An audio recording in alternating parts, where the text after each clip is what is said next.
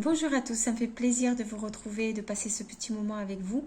Avant toute chose, si vous êtes nouveau sur cette chaîne, soyez les bienvenus. J'ai simplement créé cette chaîne pour partager mon expérience du deuil. J'ai perdu ma soeur jumelle il y a un peu plus un an et 5 mois et quelques à peu près. Et elle est morte du cancer en fait. Elle avait un cancer du sein avec une métastase osseuse. Sa maladie a duré 4 ans et 4 mois. Nous avons vécu cette maladie ensemble, toutes les deux. Et malheureusement, elle n'y a pas survécu. Et au moment de sa mort, j'ai eu besoin de chercher du réconfort. Je n'ai pas trouvé de réconfort sur Internet. J'ai décidé donc de créer cette chaîne pour pouvoir parler de ça. Et surtout de témoigner en fait au quotidien de comment est-ce qu'on peut faire comment est-ce qu'on fait en fait pour survivre à la mort de quelqu'un qui était un pilier dans notre vie. Alors bien évidemment, je ne fais plus maintenant des vidéos tous les jours, mais l'année dernière, j'en ai fait énormément. Donc je vous invite à consulter ces vidéos si vous voulez avoir le début de l'histoire. Et puis tout simplement à rejoindre notre petite communauté, vous abonner, mettre un pouce sur cette vidéo et puis utiliser l'espace des commentaires pour nous raconter votre histoire. Voilà, alors là je suis de retour en Bretagne, donc chez moi.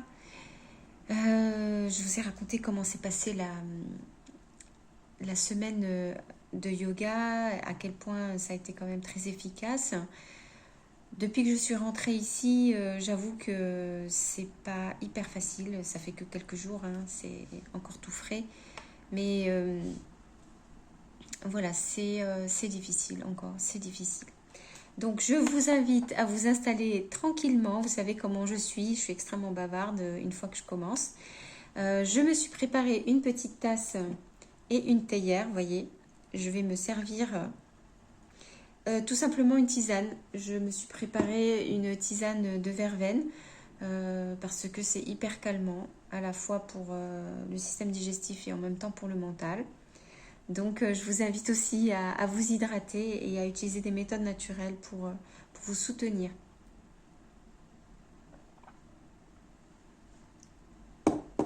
Le temps a complètement changé ici.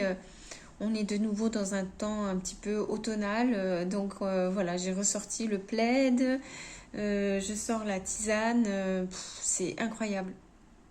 Et évidemment, je ne sais pas si vous êtes comme moi, mais le climat a énormément d'influence sur mon moral et sur l'état émotionnel dans lequel je suis parce que j'habite seule, je n'ai pas de chat, de petits chats ou d'animaux de compagnie. J'ai des plantes avec moi, mais les plantes ne me répondent pas.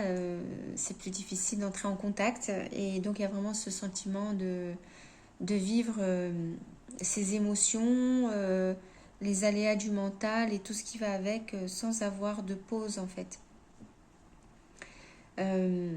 Voilà, donc c'est vrai que quand on vit avec quelqu'un, on a beaucoup de problèmes parce que le relationnel c'est difficile, mais au moins on est extrait de son soi-même qui lui aussi est quand même assez compliqué quand on est en deuil. Alors je ne sais pas si vous vivez seul, s'il y en a certaines d'entre vous qui vivez votre deuil dans votre logement tout seul, faites-moi signe, dites-moi un petit coucou, dites-moi comment ça se passe pour vous, comment vous gérez ça parce que c'est quand même pas évident. Quand je suis revenue ici en Bretagne après la semaine de yoga, c'est vrai que c'est toujours la même chose, c'est incroyable. Quand je quitte l'endroit où je suis, j'ai comme un bonheur à l'idée, à la perspective de rentrer chez moi, à la perspective de revenir en Bretagne, voilà, je suis très contente à chaque fois. Et après, au moment où je commence réellement à arriver très très proche de chez moi, il y a la douleur qui commence à remonter. Alors je sais, je vous en ai déjà parlé, vous allez me dire, ah mais elle se répète. Mais c'est justement l'objectif de cette chaîne, c'est de vous dire les choses comme elles sont réellement et pas comme elles vont. On voudrait que ce soit sous prétexte que ça fait plus d'1 an, alors le deuil devrait être plus allégé, plus facile, plus je ne sais quoi. Non, à mesure que je m'approchais de ma petite ville et puis ensuite de mon quartier et ensuite dans ma rue et ensuite dans mon appartement, je me sentais dégringoler de plus en plus. Parce qu'à mesure que je me rapprochais, j'avais la douleur qui augmentait. Voilà. Et effectivement, quand je suis arrivée chez moi, le premier jour, ben, j'ai posé mes affaires, j'ai essayé de ne pas me laisser aller. J'ai commencé à défaire mon sac, à ranger mes affaires.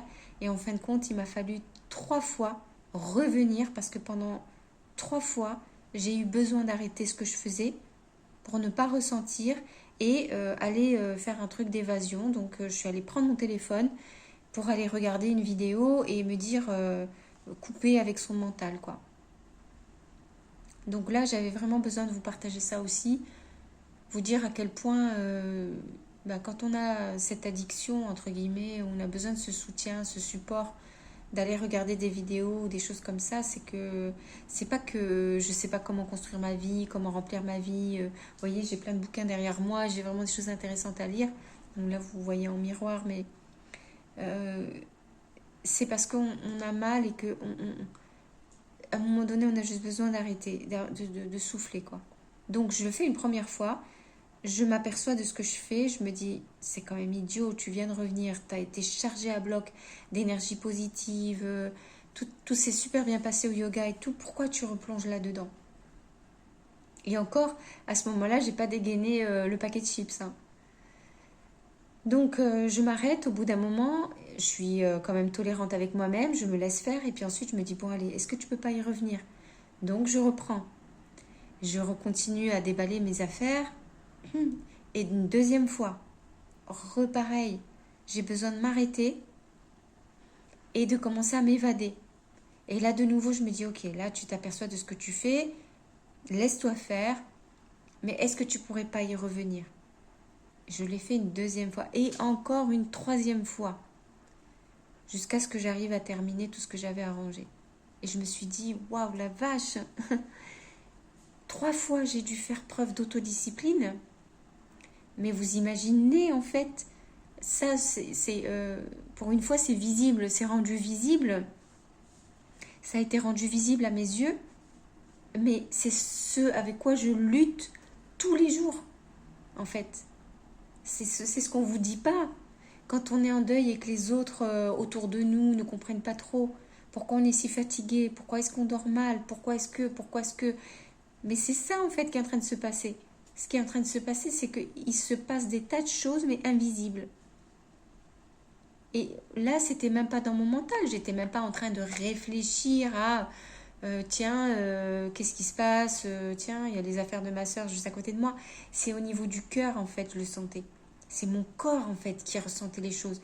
J'étais debout dans ma chambre et si vous avez suivi la vidéo où j'ai fait un totem des affaires de ma sœur, il y a une étagère que j'ai construite avec entreposé toutes les affaires de ma sœur. Et ce totem, il est dans ma chambre. Mais je ne pouvais pas faire comme si je l'ignorais. Quand je suis rentrée dans ma chambre et que j'ai posé mon sac sur mon lit, que j'ai commencé à défaire les affaires, je respirais dans cette pièce et je savais que les affaires de ma sœur étaient là. Et si les affaires de ma sœur étaient dans ma chambre, ben c'est parce qu'elle n'est plus là. C'est parce qu'elle est morte, sinon elle serait dans sa chambre. Tout ça, vous voyez ce que je veux dire? J'ai l'air d'insister lourdement. Mais ça bouffe, ça bouffe énormément en fait. J'en suis encore là. J'ai pas évolué plus que ça. J'en suis encore là à ce niveau-là. Ce qui fait que ben je peux pas rester à rien faire, regarder le totem et me dire ah misère, misère. Non, je vais pas rester à faire ça. Donc bien sûr que je continue à faire ce que je suis en train de faire. Mais si j'ai eu besoin 3 fois d'arrêter et de m'extraire de ce moment-là, c'est que vraiment c'était dur. Pourquoi je vous dis ça? C'est parce que quand j'étais à l'ashram de yoga, pas une seule fois, j'ai ressenti le besoin d'aller prendre mon téléphone, aller regarder une vidéo. Pas une seule fois, j'ai ressenti ça. Donc, c'est pas moi qui ai vraiment besoin de ça. Enfin, je veux dire, c'est pas moi qui, dans le fond, c'est pas ma nature à moi de rester comme ça, à regarder tout et n'importe quoi. C'est vraiment, vraiment une addiction contre la douleur mentale et émotionnelle. Voilà. Donc, bon, bien sûr, ça me rassure de savoir ça, parce que je me dis, le jour où je serai vraiment guérie et que j'aurai à nouveau des émotions positives, parce que j'aurai un relationnel humain chaleureux, affectif et tout ce qui va avec. Mes activités aussi professionnelles qui seront peut-être plus enrichissantes, nourrissantes, etc. Bien sûr que progressivement, j'arriverai à être dans mon intérieur et à être moins dans le besoin de cette évasion insupportable. Mais quand j'ai observé que j'ai eu besoin de faire ces 3 allers-retours euh, avec mon téléphone et que j'ai senti une lourdeur, une pesanteur, on a l'impression que mes mains, mes bras, je ne pouvais plus les soulever, que je ne pouvais pas rester debout. Non, mais il y a vraiment un effet physique. C'est comme si mon mental devenait... enfin, comme si ma tête devenait anesthésiée et que je devenais de plus en plus apathique et que j'avais plus d'énergie. Et il fallait que je m'assoie ou que je m'allonge et je pouvais rien faire. Et en fait, je comprends maintenant que c'est avec ça que je lutte tous les jours. Et que j'ai l'illusion d'être comme si j'étais malade en fait, alors que je ne suis pas du tout malade. Mais de l'extérieur, enfin moi, j'ai l'impression de traîner 300 kilos. C'est fou. Je me souviens très bien d'un truc, ma soeur jumelle et moi, on adorait les bandes dessinées. On est resté vraiment très gamine pour ça. C'était notre jardin d'enfants qu'on a gardé jusqu'à l'âge adulte. Quand on avait besoin de nous déconnecter, donc on n'utilisait pas les vidéos, on utilisait des bandes dessinées.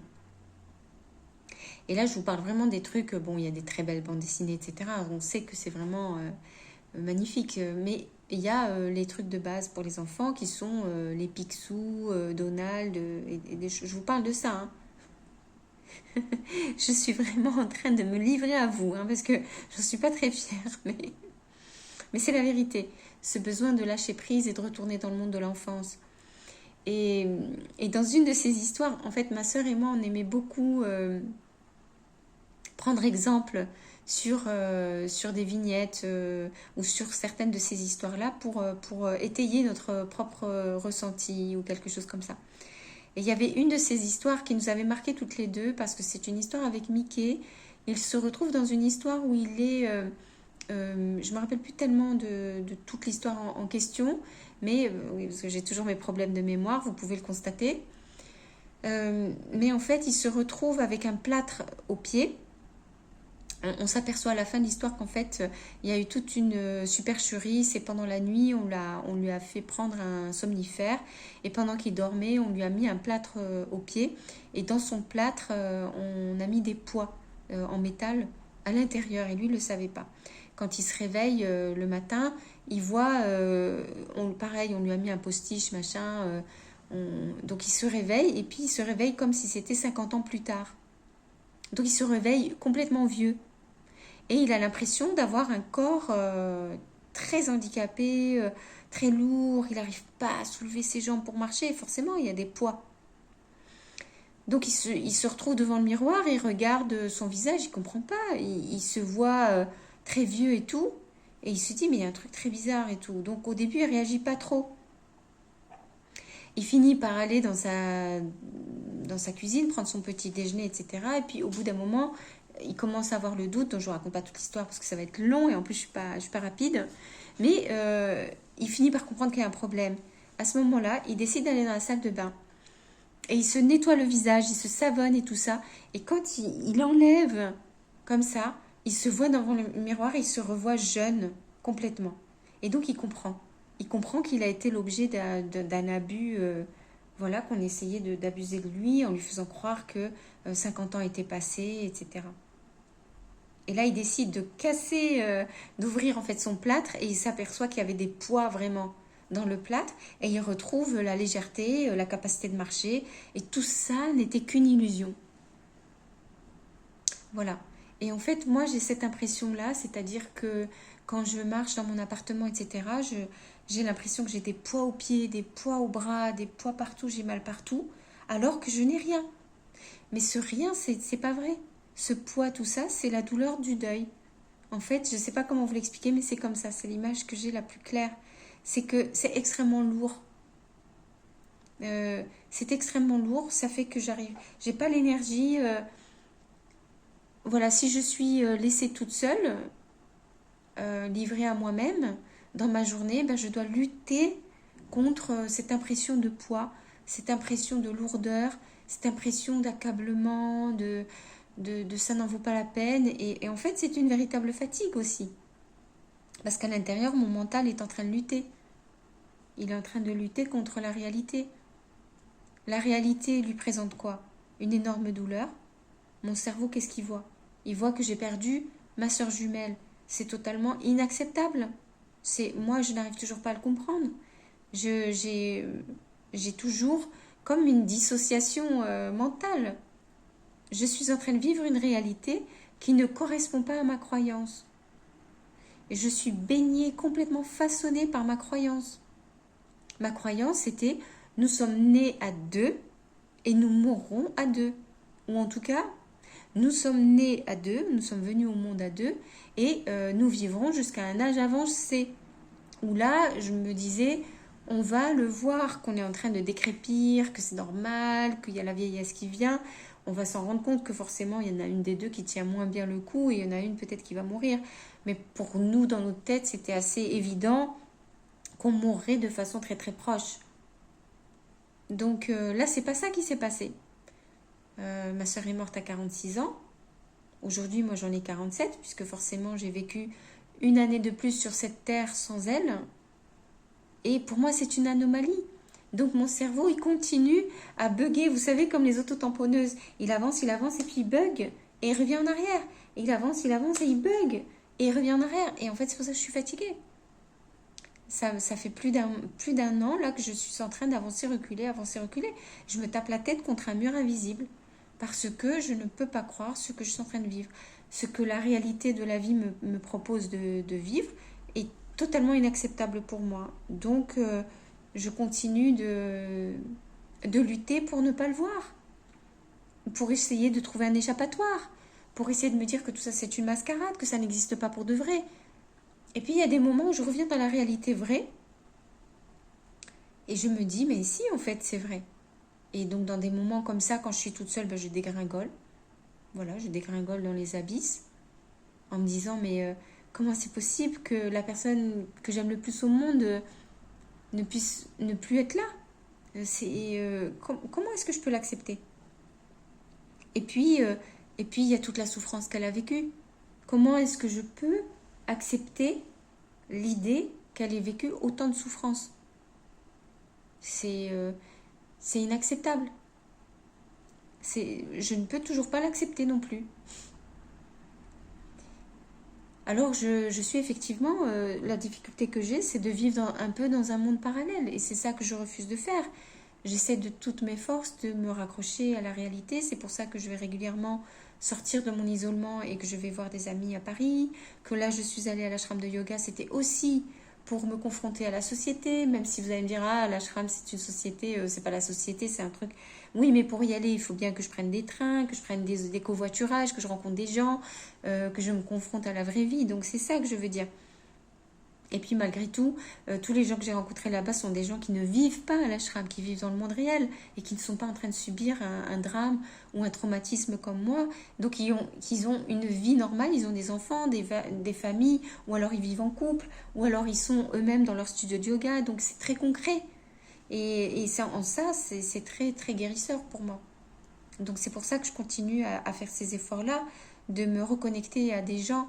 Mais quand je reviens chez moi, malgré tout, il y a ce côté, si j'ai pas une forte autodiscipline, je peux rentrer dans un monde parallèle facilement, où je vais que me gaver de vidéos et de nourriture. Donc bien évidemment, voilà pourquoi j'ai pris autant de poids. Je me suis rendu compte en revisionnant ma vidéo que j'ai faite quand j'étais à l'ashram.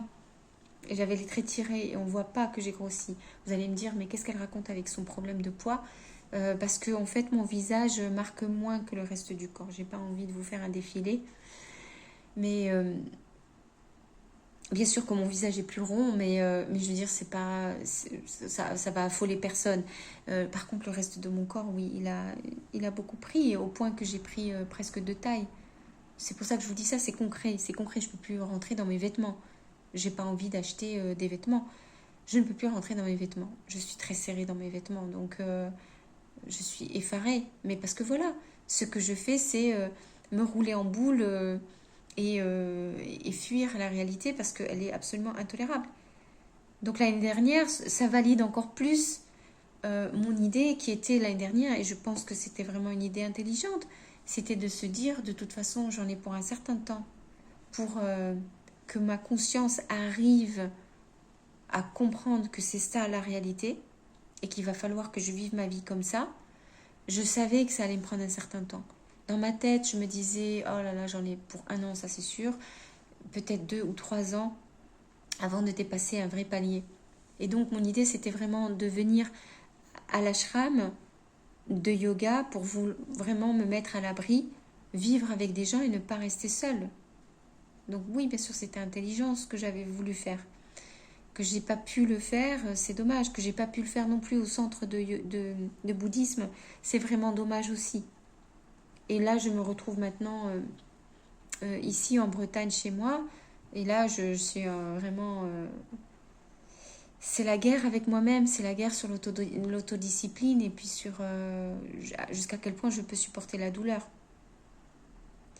Donc voilà, je ne vais pas aller par 4 chemins. Cette deuxième année de deuil est terriblement difficile parce que elle est beaucoup plus proche de la confrontation avec la réalité sans pour autant être la réalité, parce que je vous dis, étant donné que je suis toujours toute seule pratiquement, dans mon quotidien, ça fait qu'il y a quand même une impression d'évasion permanente qui n'est pas la réalité.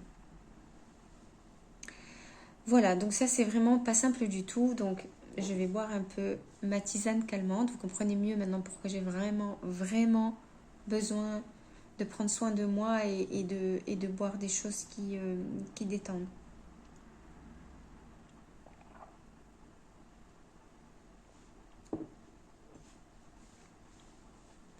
Bien écoutez, dites-moi vous aussi si vous avez ces petites habitudes aussi de prendre des petites boissons qui détendent.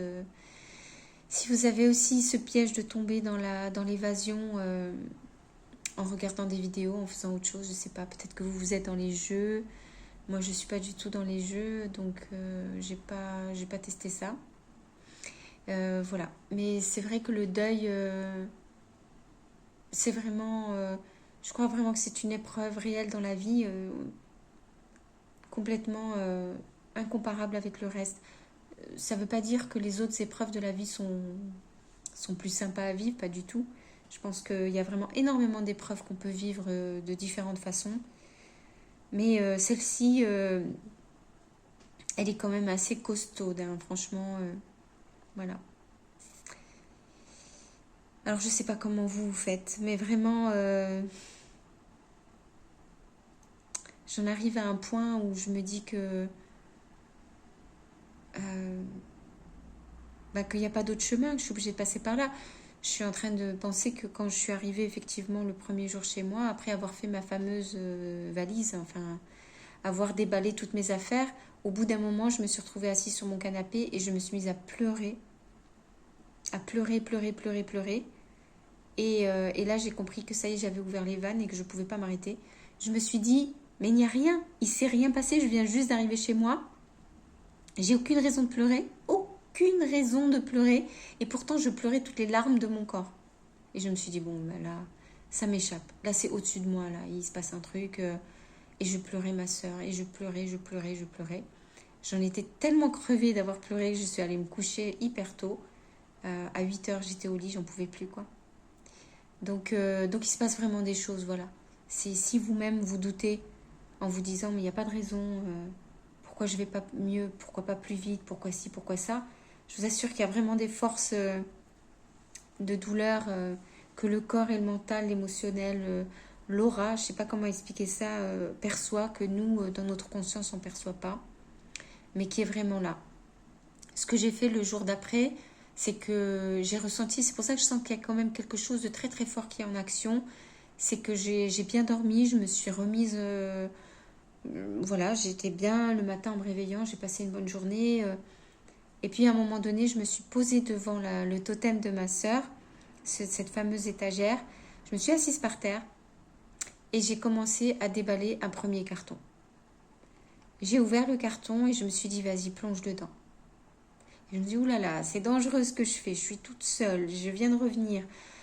C'est dangereux, mais en même temps, j'ai senti un appel en me disant, vas-y, fais-le parce que c'est comme s'il fallait que tu t'habitues à la douleur à petite dose, quoi. C'est comme quand on désensibilise quelque chose. Alors j'en ai pris un premier, j'ai commencé à fouiller dedans, je suis restée hébétée à un moment donné, j'étais assise par terre, le carton là devant moi, j'avais déballé deux trois trucs et puis j'étais là en train de de divaguer dans un monde, je ne sais pas où j'étais. Et puis à un moment donné, je suis tombée sur le téléphone, le vieux téléphone de ma sœur. Donc je l'ai remis à charger en me disant, ouh là là, là tu es en train de jouer avec le feu. Mais j'avais envie de le faire. Donc je l'ai chargé, ensuite je l'ai allumé, ensuite j'ai ouvert son téléphone et il y avait un code. Et je me suis dit, mon Dieu, je ne vais jamais réussir, je ne me souviens pas. Mais qu'est-ce qu'elle a pu mettre comme code? J'en ai essayé plein, ça ne marchait pas. Et finalement, j'en ai essayé un. Un moment où je me suis arrêtée en me disant, mais enfin, est-ce que oui ou non, j'ai le droit d'ouvrir ce téléphone? Je me suis arrêtée comme ça. Et là, je suis allée faire un code et c'est celui-là qui a marché. Donc je pense que j'ai reçu l'autorisation. J'ai ouvert le téléphone et je suis allée voir les photos. Et quand je suis allée voir les photos, je suis tombée sur des vieilles vidéos aussi. Des vieilles vidéos des 4 premiers mois où elle est tombée malade et où on était au Maroc. Et là, j'étais stupéfaite. Stupéfaite de la voir debout, en train de marcher, telle qu'elle est normalement en fait. Et je me suis aperçue que je n'arrivais plus, mon cerveau n'arrivait plus à se rappeler de ça. Mon cerveau, c'est pour ça que je suis tellement dans la douleur, c'est que je suis complètement sur les images de la dernière année. Les traumatismes en fait. Où elle était alitée pendant une année entière. Pendant une année entière, elle est retrouvée coincée sur un lit. Avec, pourtant, elle aurait pu descendre de ce lit-là. Le médecin des soins de rééducation l'avait dit, moi je la vois être capable de descendre de son lit bientôt. Il avait dit, moi je la vois marcher là. Et puis quand il s'est rendu compte que les autres le regardaient un peu bizarrement, il est revenu un peu en arrière en disant, en tout cas, elle pourra s'asseoir. Et au pire, elle s'assiera sur une chaise roulante. De toute façon, elle va sortir du lit. Si vous avez suivi un peu mon histoire, vous savez que ça n'est jamais arrivé parce qu'il y a eu un acharnement à ne pas l'aider par l'équipe de l'hospitalisation à domicile. Alors, je dis ça en raccourci. Si vous voulez avoir l'histoire, je vous invite vraiment à retourner dans les anciennes vidéos pour comprendre ce qui s'est passé. Mais en tout cas, je n'avais plus que ces images-là dans ma tête. C'est ça que j'ai. Son visage, sa douleur, sa tristesse, son besoin de se battre, de se faire entendre, de vivre, d'exister. Tout ça qui a été écrasé, mutilé, vraiment. Et là, je la revois avec tout ce qu'elle est normalement. Quelqu'un de dynamique. Et puis j'ai vu la douceur qu'elle avait, que je ne voyais pas exactement pareil avant. Et peut-être aussi une forme de détresse, parce que là, elle avait déjà commencé sa maladie, elle ne me l'avait pas dit. Elle avait juste perçu qu'il y avait quelque chose et je pense qu'elle s'est rendue compte qu'elle était en danger. Donc je revois ces vidéos-là et je me dis, mon Dieu, mais en fait, ça a vraiment existé. Mais moi, je ne suis plus capable de m'en souvenir. J'ai que l'énorme douleur de ces images traumatisantes que j'ai, de tous ces moments difficiles qu'on a partagés. Et c'est ça qui remplit, en fait, pour l'instant encore tous mes souvenirs et mon cœur. Et ensuite, je l'ai vu aussi, d'autres vidéos, je l'ai vu pendant les 4 années où on était, les 3 années qu'on était en Bretagne ensemble, où elle était debout, pareil, et elle est dans la cuisine, elle est en train de préparer à manger. Et je me suis dit, mais mon Dieu, j'avais oublié, en fait, qu'elle était tout à fait capable. Je nous ai vues toutes les deux en photo sur le bord de l'océan, sur le sentier côtier. Et là, je me suis dit, mais on est au soleil toutes les deux, on est en t-shirt avec un chapeau de paille et on a vraiment vécu ces moments-là. ce sont des moments de joie. Je revois d'autres photos où on est toutes les deux allongées sur son lit dans sa chambre, dans la maison qu'on avait en Bretagne. Et on rigole comme deux folles là, à ce moment-là.